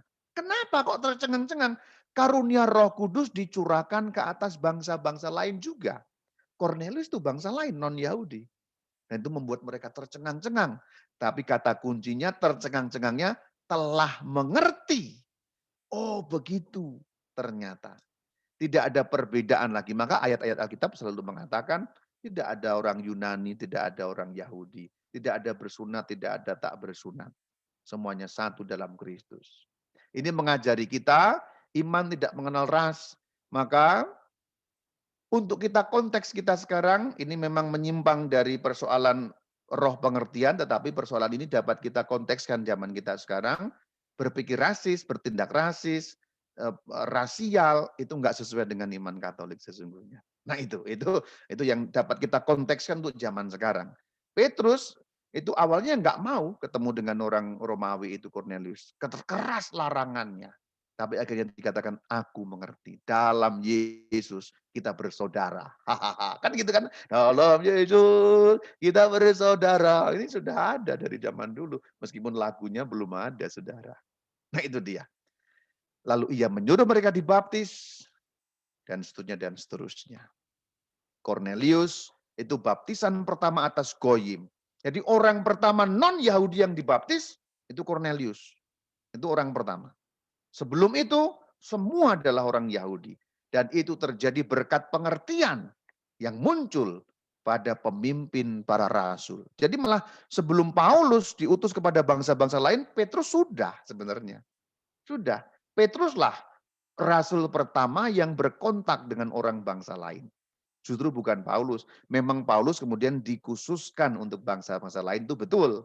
Tapi yang pertama membaptis, orang bangsa lain yang berkontak pertama Petrus. Kenapa? Karena pengertian tadi. Coba dia belum mengerti. Sulit terjadi seperti ini. Nah itu saudara-saudari. Membuka sekat ini tidak gampang. Membuka sekat antar bangsa, orang berbeda bahasa, berbeda budaya dan seterusnya. Hanya ketika kuasa roh pengertian bekerja. Peran Roh Kudus luar biasa. Untuk 2000 tahun lalu ini bukan peristiwa biasa saudara-saudari. Untuk kita sekarang mungkin nggak terlalu heboh. Untuk kita sekarang urusan rasial nggak terlalu di banyak tempat masih. Dan orang yang berpikir rasis itu masih banyak. Juga orang-orang Katolik, mohon maaf, ada banyak juga gitu ya. Tapi 2000 tahun lalu lebih kental lagi. Dan ini suatu peristiwa yang dahsyat kalau kita pikirkan dalam konteks 2000 tahun yang lalu. Itu peran Roh Kudus. Sebenarnya kan sudah dinubuatkan atau sudah difirmankan Sang Kristus. Karena itu pergilah, jadikan semua bangsa muridku, baptislah mereka dalam nama Bapa dan Putra dan Roh Kudus. Ini kapan diucapkan oleh Sang Kristus? Ini diucapkan sebelum beliau naik ke surga. Pada saat penampakan 40 hari itu. Petrus sudah dengar atau belum? Petrus sudah dengar sebenarnya. Tapi dia belum mengerti. Apa yang dia dengar, belum dia pahami. Dan barulah di kota Caesarea, ketemu Cornelius, dia mengerti. Matius 28 ayat 19. Jadikanlah semua bangsa. Oh, jadi O-nya Rasul Petrus terjadi pada saat ketemu Cornelius di kota Caesarea itu. Jadi roh pengertian itu juga bekerja internal. Kita juga ini. Maka kita perlu mencari, orang yang mencari, mendapat. Mengetuk pintu dibukakan. Itu konteksnya nggak hanya soal hal-hal yang jasmania, saudara-saudari, nggak hanya soal rezeki dan macam-macam. Itu juga soal pengertian. Mencari pengertian. Iman yang mencari pengertian. Fides, quaerens, intellectum. Ini bagian penting juga dari kehidupan beriman kita. Siapa mencari akan mendapat. Mengetuk pintu dibukakan. Juga soal apa? Soal pengertian iman. Saya ingatkan itu. Penting ini mengingat fides, quaerens, intellectum. Iman mencari pengertian. Ini peran Roh Kudus yang luar biasa. Kemudian ini akan nyambung pada saat ada persoalan. Jadi pada saat Rasul Petrus sudah terbuka pengertiannya, semua bangsa itu bisa menjadi pengikut Kristus, maka nanti ketika ada persoalan mengenai sunat, Kisah Rasul 15, beberapa orang golongan Farisi yang telah menjadi percaya, maksudnya sudah menjadi Kristen, datang dan berkata, bagian yang kuning itu, orang-orang bukan Yahudi harus sunat, harus menaati hukum Musa. Ini kan justru bertentangan dengan cerita di Caesarea tadi kan sebenarnya. Tapi memang terjadi, boleh dikatakan konflik pada waktu itu, atau perdebatan. Sehingga dikatakan bersidanglah rasul-rasul dan para presbiter membicarakan soal itu. Soal apa? Soal sunat. Intinya apa sih? Intinya adalah apakah orang yang bukan Yahudi harus sunat ketika menjadi Kristen atau tidak? Harus ikut hukum Musa atau tidak? Maka diputuskan dengan hikmat dan kuasa Roh Kudus yang diceritakan pada Kisah 15:28. Keputusan Roh Kudus dan keputusan kami. Perhatikan, ini kalimat yang luar biasa. Keputusan Roh Kudus dan keputusan kami. Ini menggarisbawahi apa yang sudah saya katakan di bagian awal. Kadang-kadang Roh Kudus itu eksplisit jelas, kadang-kadang tidak jelas. Bagian ini mereka harus bersidang, mereka harus berdiskusi, mereka harus saling mencari pengertian, sehingga dikatakan keputusan Roh Kudus dan keputusan kami. Inilah konsep gereja Katolik di mana rahmat Allah, gratia, grace, itu bekerja sama dengan usaha manusia. Disitulah peran kita, disitulah ada peran manusiawi. Peran Allah, itu kuasa Roh Kudus, peran kita, usaha kita. Jadi ini tulisan dalam Kisah Rasul 15:28 ini bukan main-main, keputusan Roh Kudus dan keputusan kami. Supaya kepada kamu jangan ditanggungkan banyak beban. Artinya tidak usah sunat, tidak usah mengikuti aturan-aturan hukum Taurat. Bagian terakhir, peran Roh Kudus juga memberikan peran mukjizat kepada para rasul. Contohnya dalam Kisah Rasul 3 ayat 6, Petrus dalam nama Yesus, orang Nazaret itu berjalanlah. Orangnya berjalan. Kemudian bahkan sampai dalam Kisah Rasul 5 ayat 15 dikatakan ini bagus sekali. Dan ini salah satu ayat yang menjadi dasar dari relikwi. Kita lihat. Mereka membawa orang-orang sakit keluar ke jalan raya dan membaringkannya di atas balai-balai dan tilam. Supaya apabila Petrus lewat, setidak-tidaknya bayangannya mengenai salah seorang dari mereka. Maksudnya supaya apa? Supaya yang sakit sembuh. Kena bayangannya Petrus sembuh. Kena jubahnya sedikit kesembuh gitu. Itu yang dimaksudkan. Kadang di luar Katolik, sekte-sekte menghina. Itu apa? Katolik itu apa namanya? Salah itu. Relikwi-relikwi. Barang-barang disimpan di dewa-dewa, kan bukan itu. Ini bayangannya Petrus saja bisa menyembuhkan. Memang itu bayangannya, pakaiannya.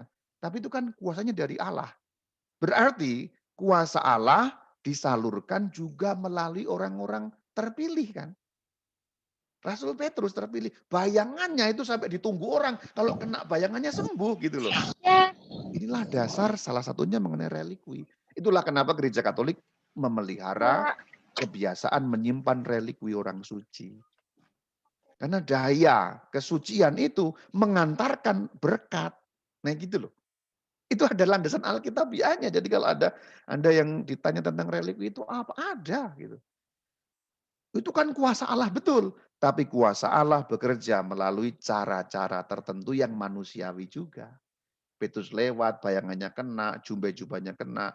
Bahasa gampangnya ini ya, bahasa Jepang jelas dan gampangnya. Kuasa Allah, penyembuhannya, berkatnya itu nyalur lewat bayangannya Petrus, lewat bajunya Petrus, lewat sentuhannya Petrus gitu loh. Berarti kan menyimpan bajunya rasul, menyimpan bajunya orang suci supaya menyalurkan berkat Allah kan tidak apa-apa. Bayangan saja. Apakah orang-orang itu menyembah bayangan Petrus? Kan tidak, menyembah Allah tentu saja. Nah ini sedikit menyimpang tapi untuk memperkaya pengetahuan kita juga. Nanti juga Paulus membuat mukjizat. Dalam Kisah Rasul 14 ayat 10 kata Paulus dengan suara nyaring, berdirilah tegak. Siapa itu? Seorang yang lumpuh sejak lahir pada ayat yang 8. Dilihat karena ia beriman dan dapat disembuhkan. Karena memang selalu baginda Yesus mengatakan, sembuhlah imanmu menyelamatkan. Maka dalam ayat 9 dikatakan Paulus menatap orang lumpuh itu dan lihat ia beriman. Kalau beriman dapat disembuhkan. Itulah beberapa mukjizat. Yang bagian terakhir ini menjelang Rasul Petrus sampai ke kota Roma pada saat itu terdampar di Pulau Malta. Jadi naik kapal kan pada saat itu menjadi tahanan, naik kapal sampai kapalnya karam, terdampar di Pulau Malta. Sehingga membakar kayu untuk menghangatkan badan, itu yang diceritakan dalam bab yang 28 ayat 3. Ketika Paulus memungut seberkas ranting-ranting dan meletakkannya di atas api, keluarlah seekor ular beludak karena panasnya api itu. Lalu menggigit tangannya, digigit ular beludak loh. Ular beludak itu ular yang sangat berbisa, kira-kira hanya 5 menit butuh waktu untuk mati. Tetapi Paulus mengibaskan ular itu dalam api. Dan ia sama sekali tidak menderita sesuatu. Orang-orang di sana mengira, bentar lagi mati nih orang, bentar lagi mati nih orang. Kira-kira begitu ya, bentar lagi mati nih orang. Tetapi mereka setelah menunggu-nunggu mereka melihat, tidak ada apa-apa yang terjadi padanya. Sehingga mereka malah berpendapat, Paulus seorang dewa. Kenapa kok berpendapat begitu? Ya orang Malta waktu itu kan nyembah dewa-dewa. Dan dalam kepercayaan Greco-Roman, dewa-dewa kadang turun. Jadi kalau orang sakti, jangan-jangan dia dewa. Itu mukjizat yang terjadi digigit ular tanpa menderita sesuatu, bahkan boleh dikatakan bengkak pun tidak. Ini beberapa peran Roh Kudus, seperti saya katakan dari awal, belum semua diungkap, tapi paling kurang memberi kita pemahaman-pemahaman yang juga nyambung dengan kehidupan kita sehari-hari. Semoga memberikan seperti inspirasi bagi kita. Shalom Alaikum. Terima kasih Romo. Luar biasa sekali penjelasan Romo. Kita masih ada sekitar 10-15 menit untuk tanya jawab. Mungkin ada teman-teman yang mau menanyakan sesuatu kepada Romo. Ini adalah kesempatan yang paling baik. Mungkin ada yang kurang jelas atau yang kurang mengerti, boleh langsung ditanyakan ke narasumber Romo Bayu. Maaf, boleh bertanya? Tadi dikatakan ada karunia bahasa, lalu bagaimana dengan karunia bahasa roh?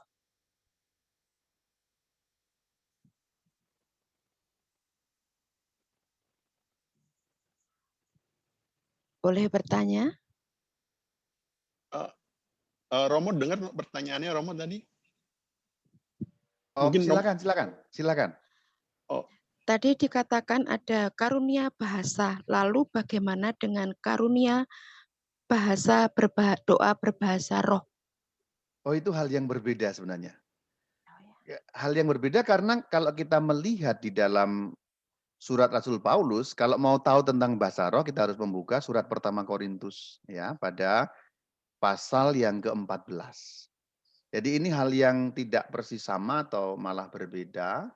Artinya berbeda berarti bagian yang karunia berbahasa tadi tidak bisa disimpulkan itu bahasa roh gitu. Karena itu bahasa yang dikenal justru. Bahasa roh itu enggak dikenal. Kalau kita membuka, ya ini bedanya di situ. Tadi ingat nggak tadi yang dikatakan orang-orang asing itu mendengar dalam bahasa mereka sendiri.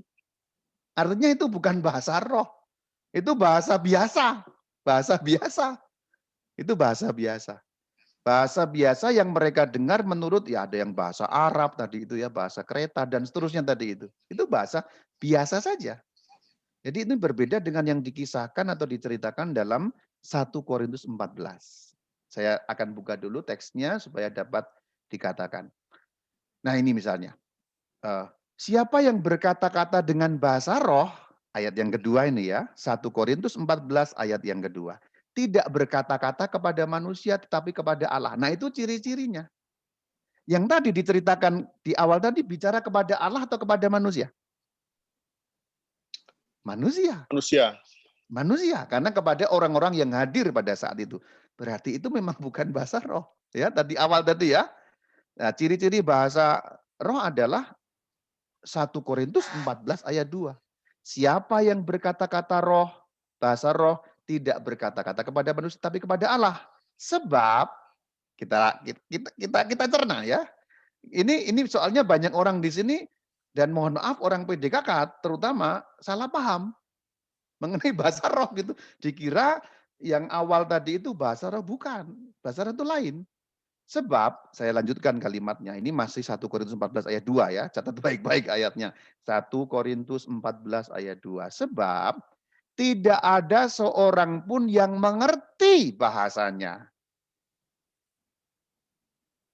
Coba simak, bagaimana ya?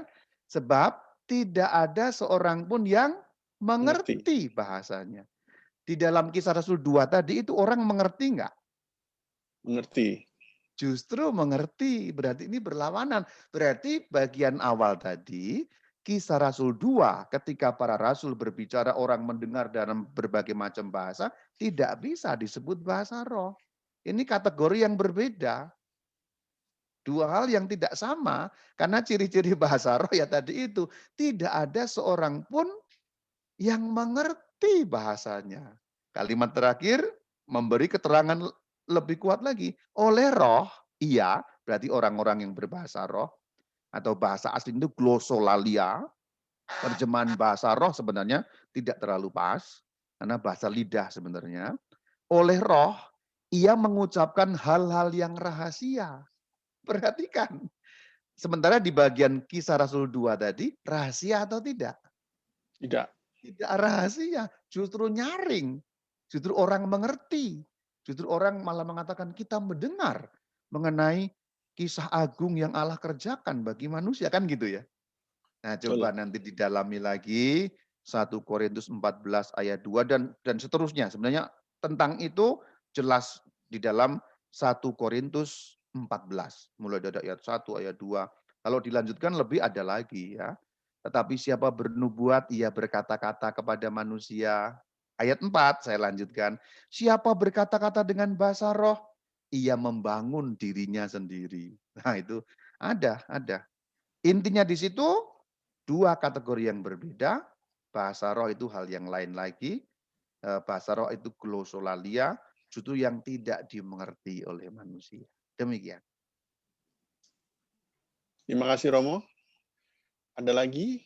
Mungkin Hendra bisa membantu yang ada di chat itu? Bisa ditanyakan ke Romo?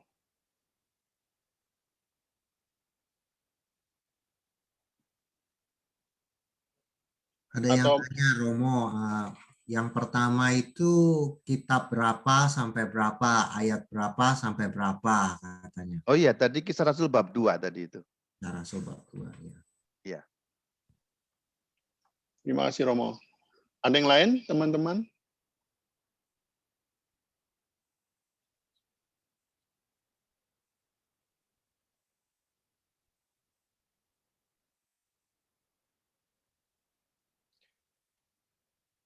Sepertinya udah jelas ya. Mungkin saya tampilkan saja supaya sambil menunggu kalau ada yang lain. Saya tampilkan yang pertama tadi itu supaya lebih jelas lagi ya. Yang saya katakan bagian awal tadi. Ya, mana itu tadi? Karunia berbahasa. Oke.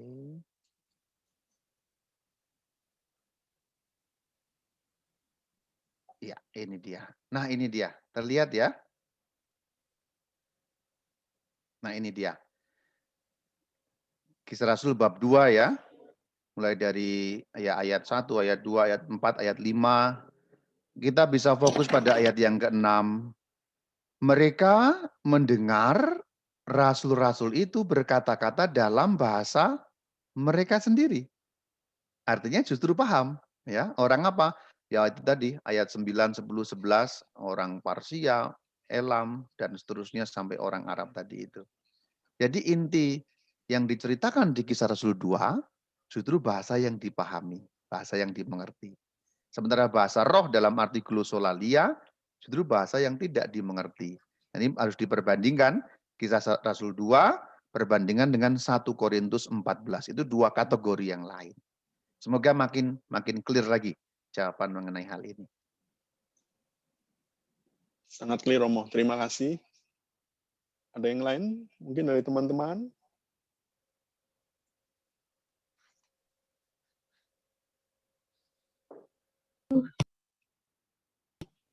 Saya boleh tanya? Romo? Silakan, Ibu. Sepertinya di pertemuan di Karmel diajarin itu bahasa lidah atau bahasa roh sehingga bisa berbicara begitu.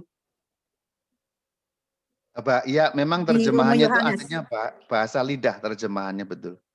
Kalau kata aslinya itu Oh, glosolalia, kata aslinya itu glosolalia, yang kalau diterjemahkan harafiah memang bahasa lidah. Ya betul, betul. Bahasa roh itu terjemahan yang misleading memang. Karena kalau dalam teks aslinya tidak ada kata roh, karena glosolalia itu terjemahannya mestinya memang bahasa lidah. Itu Bu. Itu persoalan terjemahan. tujuannya apa, Rom? Tujuannya untuk apa? Tujuan apa itu? Ya, Tujuan apakah? Bahasa lidah itu loh mungkin Romo. tujuannya baik. berbahasa lidah tadi Ya, diajarin. justru diajarin.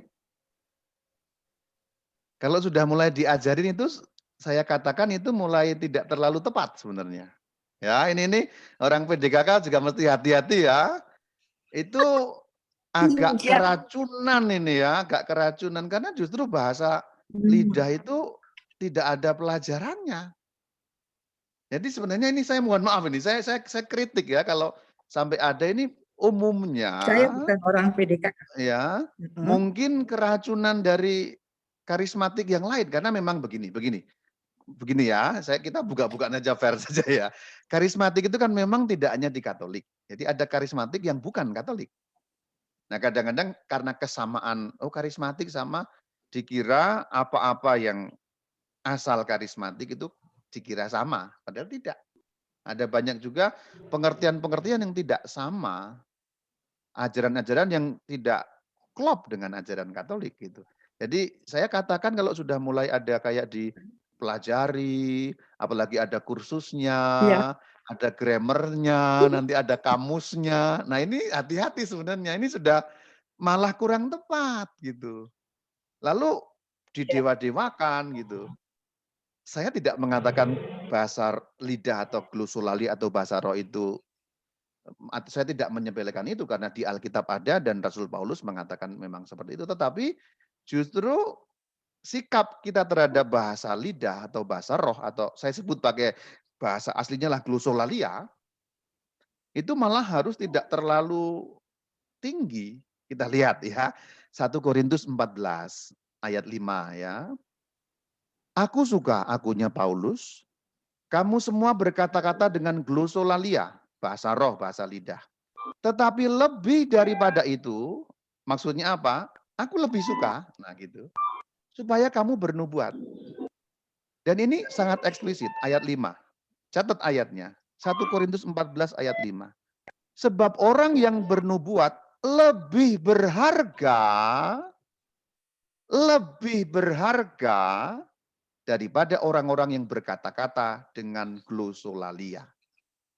Nah, saya tidak sedang bermaksud untuk merendahkan karunia itu, tetapi saya berusaha mengimbangi orang yang terlalu meninggikan itu. Nanti malah kita kebablasan, ekstrim gitu loh. Itu oke, itu bisa. Tapi ketika sangat diagungkan, Rasul Paulus saja mengatakan, aku suka, tapi lebih suka kalau kamu bernubuat. Dan keterangannya lebih berharga. Lebih berharga. Berarti itu karunia yang agak di bawah gitu loh. Karunia Tuhan itu semua dari Tuhan, tapi kan karunia itu beda-beda. Ada yang lebih utama, ada yang kurang utama gitu loh. Karunia itu memang semua dari Tuhan, tetapi kan kelasnya berbeda. Tentu berbeda kelasnya. Karunia yang satu lebih utama daripada yang lain. Maka sampai bisa Rasul Paulus mengatakan lebih berharga. Nah ini mohon maaf loh, ini saya diundang di PDKK tapi saya bicara seperti ini. Tapi ini kan ajaran Katolik gitu loh. Kita harus ngerti. Bagus Romo. Iya. Malah bagus sehingga kita jangan sampai boleh dikatakan karismatik yang mengacu pada hal-hal yang tidak Katolik gitu. Setuju Romo. Nah ini penting. menurut saya, ini sekalian saya sudah terlanjur basah.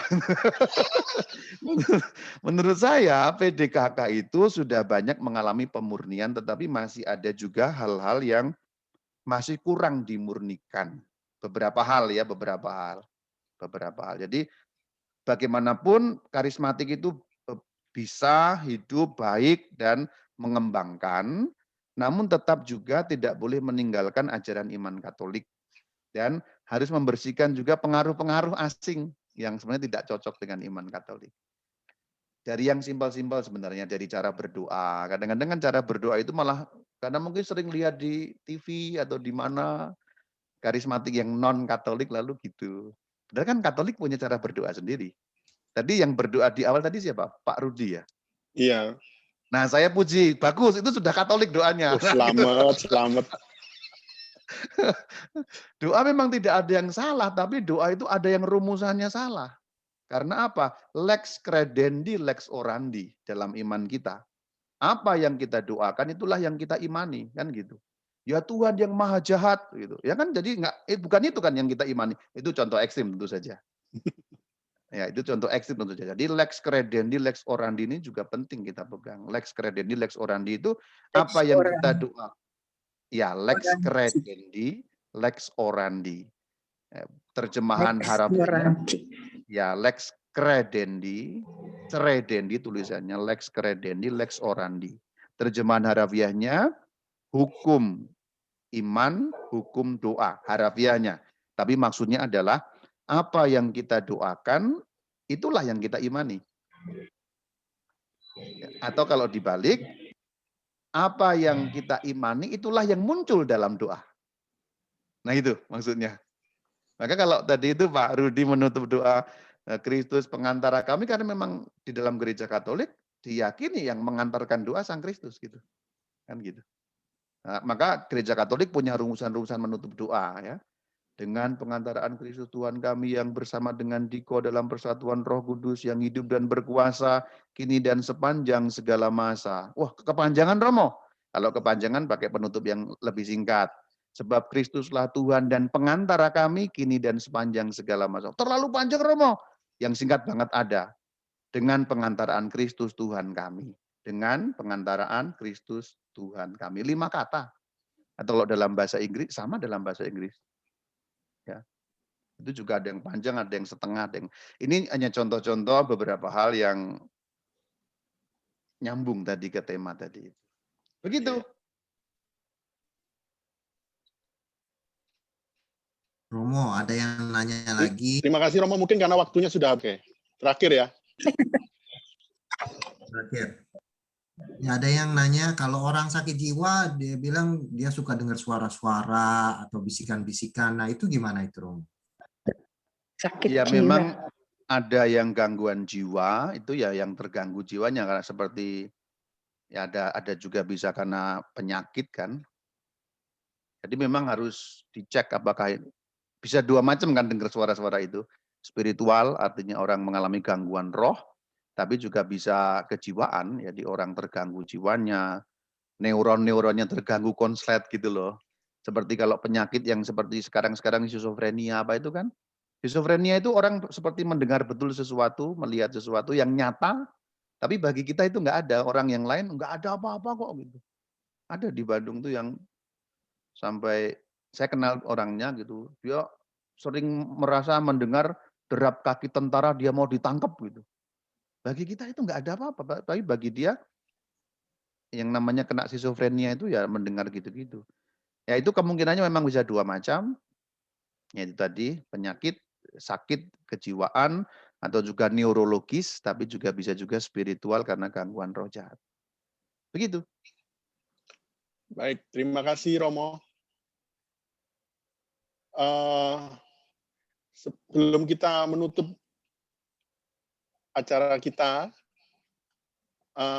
malam ini, mungkin Romo ada mau sharing sesuatu. Jadi Romo ada proyek yang luar biasa yang membantu desa nelayan di daerah Jawa Barat, di pesisir Jawa Barat. Jadi mungkin Romo ingin menyampaikan sesuatu, jadi nanti kita bisa menyumbangkan dana untuk teman-teman saudara-saudara kita yang ada di pesisir Jawa Oh, Barat, iya. para nelayan. Baik, terima kasih Pak Rudi. Nah, saudara-saudari, saya tugas di Paroki Santo Mikael Indramayu itu di Kota Pantai, di Pantura, Jawa Barat, dan ada 2 stasi yang mepet ke laut. Lalu ada juga anak-anak nelayan yang kami biayai untuk beasiswa karena memang sangat memprihatinkan. Tingkat pendidikan mereka itu sangat rendah, sehingga kita harus upgrade supaya dapat pendidikan yang baik. Maka di paroki kami ada program itu, dan tadi ditawarkan oleh panitia supaya umat yang mendengarkan ini boleh membantu untuk menyumbang beasiswa itu bagi anak-anak nelayan supaya mereka bisa tetap sekolah dan supaya mereka bisa tetap memandang masa depan dengan lebih baik. Ini kami sudah meluluskan 1 orang sejak proyek ini 10 tahun yang lalu, yaitu sudah sampai tingkat sarjana 1 orang, baru 1 orang. Yang lain ada yang kelas 4 SD keluar, apa segala macam, tapi kami terus berusaha untuk supaya proyek itu tetap jalan. Ada banyak donatur yang membantu. Kalau Bapak dan Ibu yang mendengarkan malam ini juga tergerak hatinya, nanti boleh menghubungi panitia, mungkin katanya mau dikumpulkan menjadi 1, nanti kemudian dikirimkan pada kami. Orang-orangnya sedikit saya bisa setelkan di sini, tapi ini bukan langsung rekaman mengenai sekolah, tapi orang-orangnya saja. Ini tentang waktu itu Paskahan kami rekam sedikit, saya boleh setel sebentar. Silakan Romo.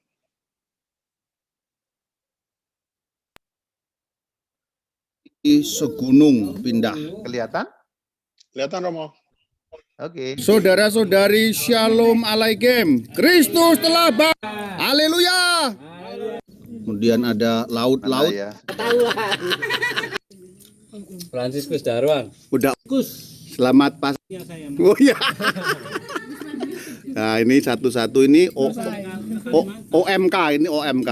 Nah, kamu siapa namanya, Nok? Nah, ini juga termasuk yang si Cari ini termasuk yang dibiayai, ini anak nelayan juga. Nah, selamat Paskah dong.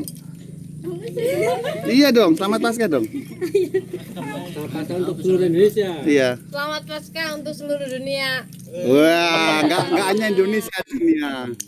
Ya, giliran berikutnya. Nok, kamu siapa Ranen, Nok? Ini juga Nama saya termasuk Monica Rusia. Selamat. Paskah untuk Indonesia. Wis, mantap. Nang. Masih lagi makan, Pak. Ya, begitu saja. Ini supaya penasaran. Nah, Ya. itulah anak-anaknya atau orang-orangnya di sana, mulai dari tingkat SD sampai SMA. Tapi kalau kemudian ada yang mampu melanjutkan, dalam arti dia betul-betul punya keinginan, untuk kuliah pun kita carikan bantuan untuk beasiswa.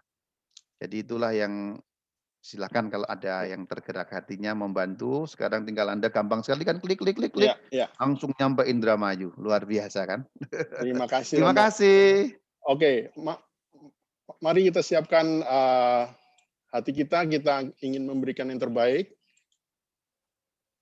Saya persilakan Thomas untuk boleh men-share screen.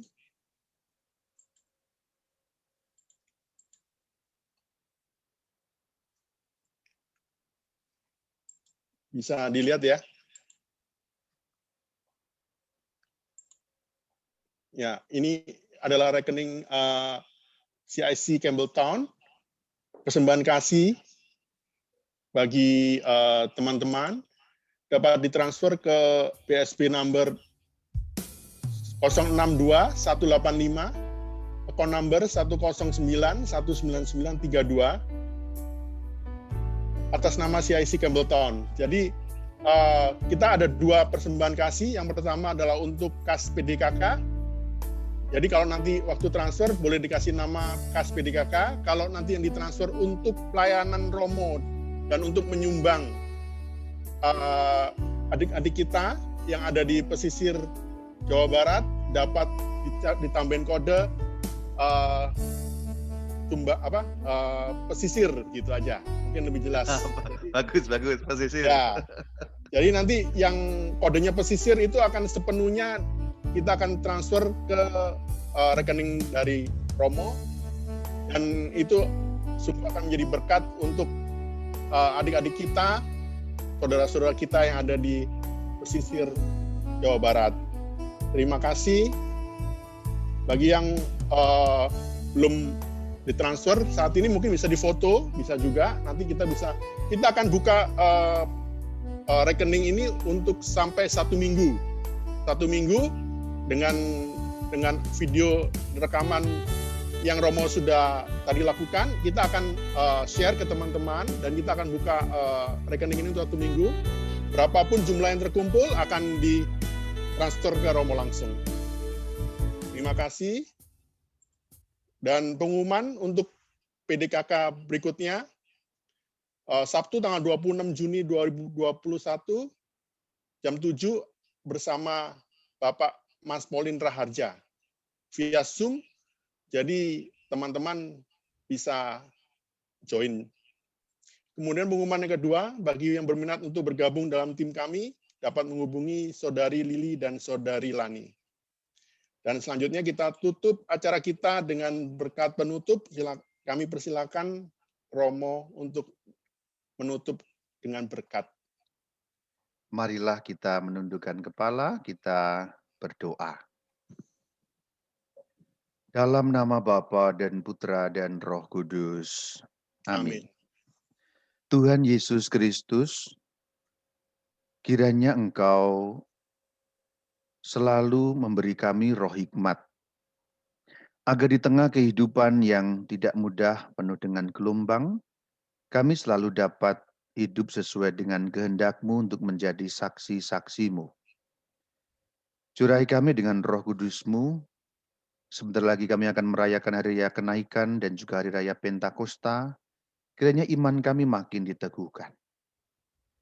Dan kiranya Engkau menggerakkan hati yang terpanggil, mengulurkan cinta kasih bagi hamba-hamba-Mu di pesisir yang masih belum seberuntung kami di tempat-tempat lain, tapi kami mau untuk menolong dan membantu mereka keluar dari keterpurukan demi masa depan yang lebih baik. Kiranya berkat Tuhan menaungi saudara-saudari di tempat-tempat yang jauh melintasi ruang dan waktu, berkat kesehatan, berkat perlindungan, berkat pertumbuhan iman, dalam nama Bapa dan Putra dan Roh Kudus. Amin. Terima kasih Romo.